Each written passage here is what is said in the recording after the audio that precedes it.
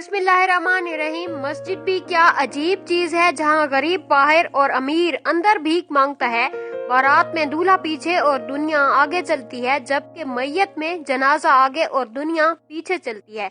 यानी दुनिया खुशी के आगे और गम में पीछे हो जाती है। मोमबत्ती जलाकर मुर्दों को याद करना और मोमबत्ती बुझाकर सालगिरह मनाना। उम्र भर बोझ उठाया एक कील ने और लोग तारीफ तस्वीर की करते रहे।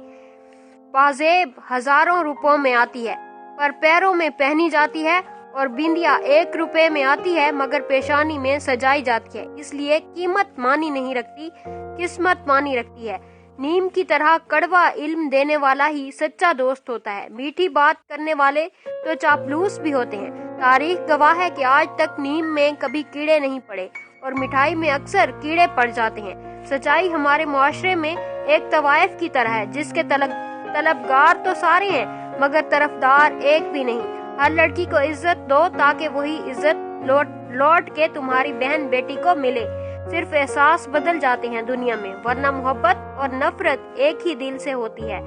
शादी करते वक्त सिर्फ लड़के या लड़की को ना देखें, बल्कि उसके माँ बाप को भी देखें, क्योंकि तरबियत का बहुत असर होता है।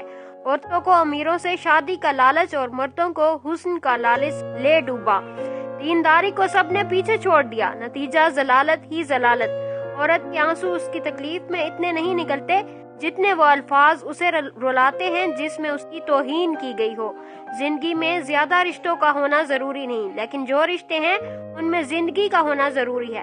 तौबा कबूल होने की निशानी यह है कि उसका दिल गुनाह से हट जाता है। 2 चीजें मुनाफिक में नहीं होती, नेक अखलाक और दीन की सही समझ। इस चैनल को सब्सक्राइब करें और बेल आइकन को प्रेस करें। Thank you.